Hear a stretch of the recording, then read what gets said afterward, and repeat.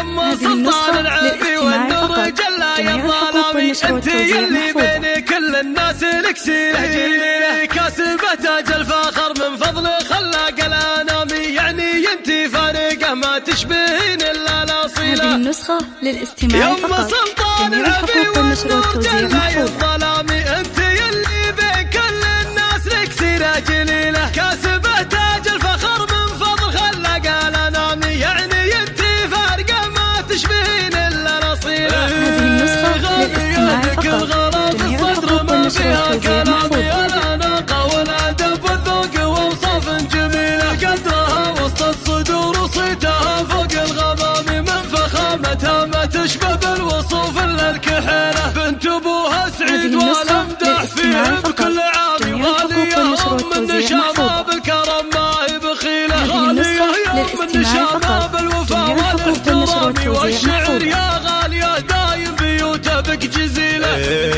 وبنتك اللي زينها كامل مثل بدر التمام، يا رغد فيك الحلاوة الزين ما يوجد مثيله، والله ان الشعر اللي فيك غنى ما يلامي، يا لطوام النرجسي فيك الوصايف مستحيلة، بنت عبد الله وعبد الله مثل حد الحسامي، خريف ابوك كساب المراجل والفضيلة، يا عساه بجنة الفردوس يا رب الانامي، والله انه رجل واحد بس يسوى له قبيله، ويا رغد اخوانك اهل الفعل ورجال كرامي، من قديم الوقت شجعان وفعايلهم نبيله، يما سلطان العبي والنور جل الظلامي، انت يلي بين كل الناس لك سيرة جليلة، كاسبة تاج الفخر من فضل خلاق الانامي، يعني انت فارقة ما تشبهين الا الاصيلة. هذه النسخة للاستماع فقط. جميع الحقوق والنشر والتوزيع محفوظ.